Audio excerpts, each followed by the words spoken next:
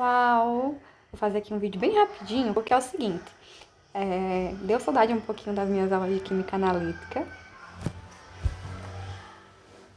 E o que é que acontece? Eu lembro que existia uma dificuldade na minha época de entender, basicamente, quais eram os precipitados, ou melhor, quais os nomes, o que estava acontecendo no sistema, né? Porque na química analítica, por exemplo, a química analítica qualitativa, a gente trata muito de análises visuais, por exemplo, que aí a gente vai trabalhar com a marcha analítica para descobrir cátions ou ânions, por exemplo, que estão presentes em um determinado sistema, que a gente chama de solução-problema ou amostra, que a gente quer descobrir o que tem lá dentro. De forma qualitativa, não de forma quantitativa. Para isso, a gente parte de uma análise chamada marcha analítica, se você quiser analisar cátions, de cátions. E quando a gente trabalha com isso, o principal livro que a gente segue de referência, ele é muito bom, ele é maravilhoso, é o Vogel, né? O Vogel Quali, que a gente chama. E o que é que acontece? Um coraçãozinho, porque ele é perfeito. O Vogel, lá a gente tem informações, como por exemplo, amarelo gema, por exemplo. Mas que amarelo gema é esse, sabe? O que é que ele quer dizer com isso? Porque, por exemplo, esse livro é de 1980 e pouco, se eu não me engano. E lá não tem fotos. Então, o que pra ele é um amarelo, pra gente pode ser outro, né? E o que acontece? O Vogel e a literatura em geral, a gente divide a análise de cátions em grupos. Esses grupos vão de 1, grupo 2, grupo 3, o 4 e o 5. E o que é que diferencia cada grupo? Cada grupo, ele vai existir, basicamente, para classificar eles, um tipo de agente que precipita, vamos dizer assim, em comum. Por exemplo, no caso aqui do grupo 1, é o HCl, por exemplo. São cátions que precipitam facilmente na forma de cloretos. No caso do grupo 2, H2S. E assim por diante.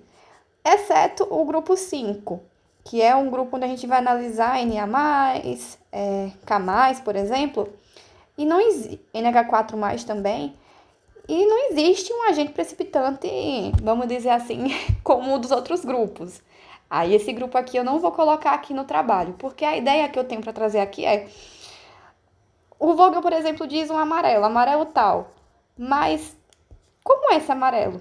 Aí, com base no que eu trabalhei, eu quis trazer basicamente, eu fiz um compilado das fotos de cada grupo que eu analisei e quis trazer aqui só para colocar aqui no YouTube e, por exemplo, alguém que for estudar lá na frente, eu vou dar uma olhada para comparar com o que eu tenho, né? É óbvio que, a depender das condições experimentais, temperatura, pressão, o local onde você está trabalhando, às vezes pode mudar, né? A gente não sabe em que condições o Vogel trabalha para poder compilar isso, então algumas coisas podem estar um pouquinho diferentes. Mas a química é basicamente a mesma e é isso que importa, que a química é muito bonita. No grupo 4, que eu vou começar por ele, a gente vai trabalhar com alguns cátions, como o bário, o estrôncio e o cálcio. E eu trouxe aqui as fotos do que eu consegui observar, né? O bário, ele precipita na forma de cromato de bário, né? E é esse cara aqui no fundo, tem essa coloração amarelada. Já o sulfato, ele tem o cálcio,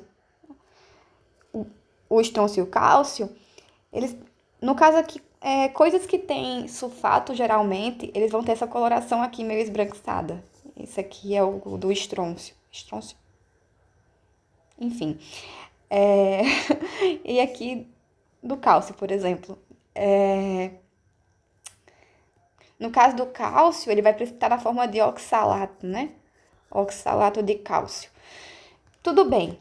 Aí aqui algumas fotinhas do grupo 4. Vamos passar por ele. Tem outros grupos mais bonitos. O grupo 1, que é o mais básico, geralmente a gente trabalha no grupo 1 com o mercúrio 1, que na realidade não é mercúrio 1, é um dímero de mercúrio, que vai ficar mercúrio 1.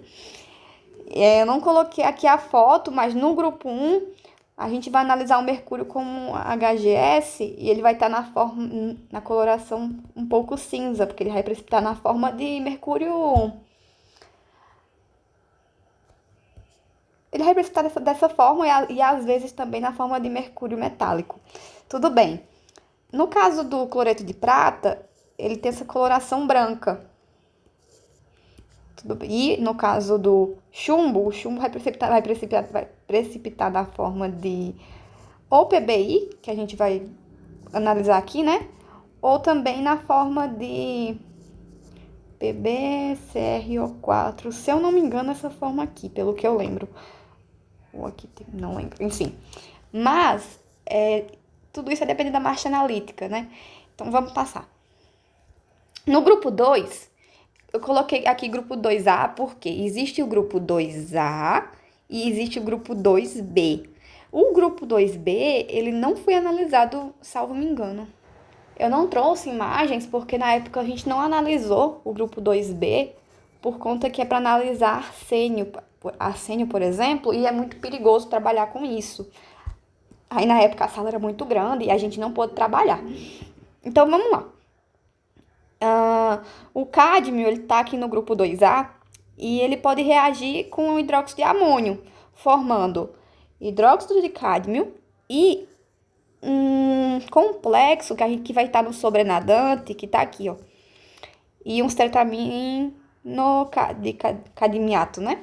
Enfim, tá aqui. Tá um pouquinho ruim a imagem, mas dá pra ver que ele é branco, né? A ideia aqui é basicamente apresentar as cores. A gente também quis analisar também com outro hidróxido, que é o hidróxido de sódio. A mesma coisa também acontece, um precipitado branco. Tudo bem. No mesmo grupo 2A, a gente também tem o cobre 2. E ele precipita com hidróxido, formando o hidróxido de cobre 2 e tem uma coloração assim azul. É bem interessante. Com pouco tempo depois, por conta da ação do ar aqui entrando, principalmente, salvo me engano, tá aqui, ó, 20 minutos depois, houve a formação aqui na superfície de óxido de cobre. Ele se forma também. Então, também é um indicativo, vamos dizer assim, de cobre. Vamos lá. Tem outro precipitado também que o cobre forma, é com o hexacianoferrato, né, de potássio.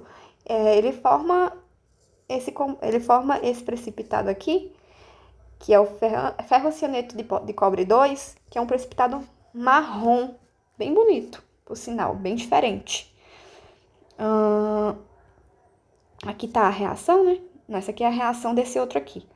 Que o cobre também, ele pode reagir com o tiocianato, formando esse precipitado aqui, né? Isso aqui é o sobrenadante, que eu não lembro se o Vogel explica o que é esse sobrenadante, mas o precipitado em si é esse cara aqui, ó. Vamos lá. Outro cara que a gente também tá presente no grupo 2A é o mercúrio 2. No grupo 1, a gente tem o mercúrio 1. No grupo 2 é o mercúrio 2. E o mercúrio 2, ele reage com o hidróxido de amônio, formando hidróxido de mercúrio, que é um precipitado branco. A gente também pode reagir com NaOH, né, que é uma base mais forte, e o mercúrio 2 vai se transformar em óxido de mercúrio e vai precipitar, tendo essa coloração aqui muito interessante, que é uma espécie um marrom puxado pro laranja, né? O mercúrio 2 também forma um precipitado muito bonito com o iodeto, formando o iodeto de mercúrio 2.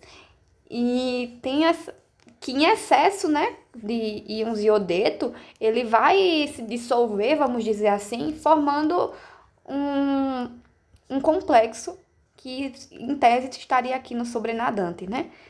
Essa foto aqui foi retirada assim que precipitou. Aí, porque geralmente a gente tem os precipitados e depois de um certo tempo eles precipitam.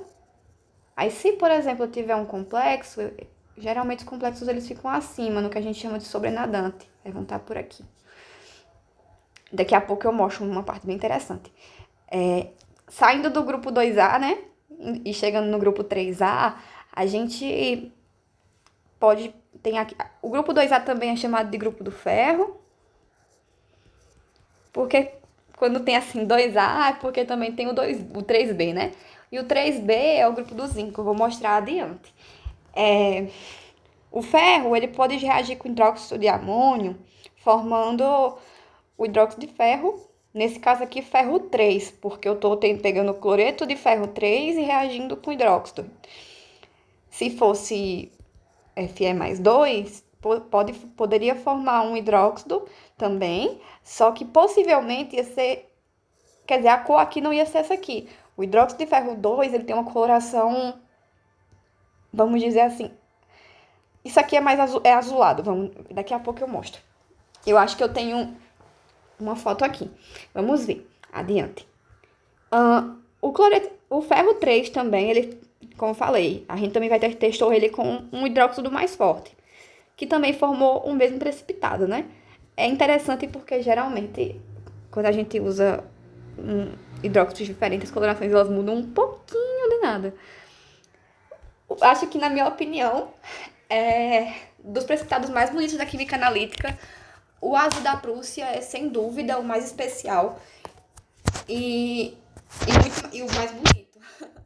Quando a gente tem o hexacianoferrato de potássio, a gente consegue reagi-lo com ferro 3 e o ferro 3 vai precipitar o azul da Prússia. E antigamente ele era usado como corante, né, na Segunda Guerra Mundial. Na primeira, se não me engano, foi na segunda, enfim, não lembro. E ele forma esse precipitado azul, é muito bonito. No grupo 3A também, a gente tem o alumínio nesse grupo. E o alumínio nesse grupo, ele forma também precipitado com hidróxidos e tem essa coloraçãozinha aqui branca. Não é tão bonitinha, não. Com hidróxido de sódio também vai formar hidróxido de alumínio. E a gente também... vamos dizer assim, quando a gente usa o carbonato de sódio, a gente está tornando um meio básico. E quando a gente torna um meio básico, a gente consegue também precipitar o hidróxido de alumínio em solução. Ó, o kPa dele como é muito baixo. O próximo. Dentro do grupo 3A também a gente tem o cromo. E o cromo, esse aqui é o cromo mais 3, ele forma hidróxido. E não só isso. Quando você tem um excesso desse cara aqui, dependendo do pH do meio, ele pode ficar na forma de amônia. E a amônia, ela consegue formar um complexo com esse hidróxido que foi precipitado, formando um complexo que vai ficar no sobrenadante, que tem essa coloração muito bonita aqui, ó. O precipitado de hidróxido de cromo é esse aqui de baixo e esse aqui de cima é o complexo que a gente tem aqui, que eu esqueci o nome. E quando a gente reage o cromo com hidróxido agora de sódio, é interessante que, como eu falei, normalmente os que têm hidróxido de sódio geralmente vão ter uma cor mais forte, se vocês perceberam. Mas basicamente também é um verde, só que é um verde mais forte, diferente do verde do cromo com hidróxido de amônio. Bem interessante isso, vale um estudo. Como eu falei, quando a gente torna o meio básico com carbonato de sódio, a gente consegue também precipitar o hidróxido de cromo 3. E nesse caso aqui, tem essa coloração aqui, que é como se fosse um azul misturado com verde, enfim. Grupo 3B ou grupo do zinco? Grupo do zinco. A gente vai ter um dos cátions presentes, o cobalto, por exemplo. Gente, aqui não tá tão explicado, que a ideia é só mostrar as cores, mas eu tô enrolando que só, né? O cobalto, quando tá em solução, ele reage com o íon hidroxila e o íon nitrato, formando esse cara aqui, vai ser um sólido que vai precipitar. E esse mesmo cara aqui, com excesso de base, vai precipitar o hidróxido de cobalto. É bem interessante. Acho que aqui eu não tenho depois que sedimentou a foto. Mas enfim, ele é bem bonito, ele forma umas fases bem diferentes. Vale a pena estudá-los depois. O cobalto também ele reage com cianeto, formando... E o excesso de cianeto forma um complexo, a gente vai conseguir ver aqui, né? Que é uma coloração meio alaranjada puxada para o marrom. O cobalto de enxofre, que vai ficar reagindo com enxofre, com sulfeto, na verdade, não lembro, enfim.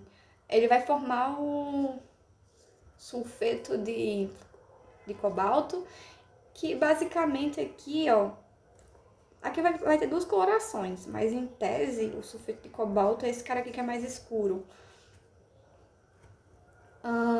Quando a gente reage com tiocianeto, o cobalto ele forma um complexo.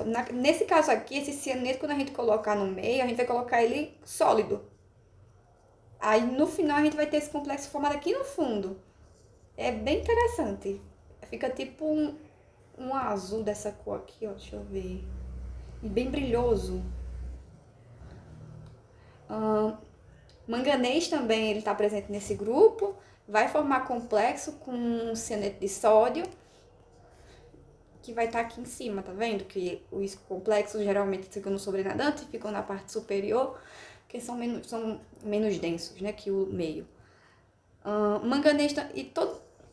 geralmente, pelo que eu estava observando, os precipitados de manganês têm essa coloração amarronzada puxada pro bege. É bem interessante.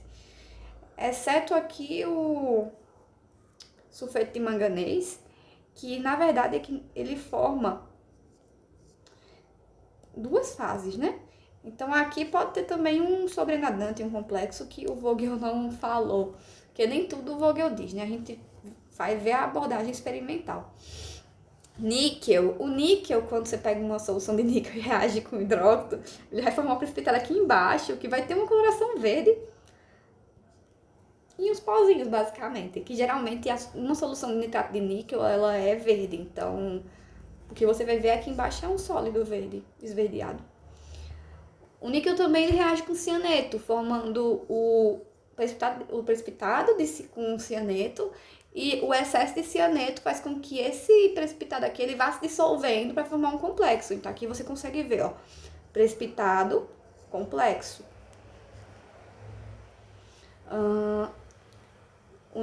O níquel também em solução reage com sulfeto, formando sulfeto de níquel, que vai ter vai ser esse cara aqui. Geralmente os sulfetos têm essa coloração. Próximo cara é o zinco, né? Que dá nome ao grupo. Vamos colocar aqui outra cor. O zinco reage com hidróxido, formando precipitado. E esse precipitado também se dissolve em excesso de hidróxido, formando um complexo. Então aqui você nota, tem complexo na parte superior e o precipitado na parte inferior com coloração branca. A gente também pode reagir com... Ele pode reagir com monohidrogênio fosfato, formando um complexo aqui que vai ser o fosfato de zinco, tornando também o meio ácido, isso é importante, formando esse precipitado branco. Não é tão bonito, eu acho bonito a luz do ferro. Aí basicamente é isso. Acabamos por aqui esse vídeo aqui de 20 minutos em que eu matei a saudade de química analítica. E é isso.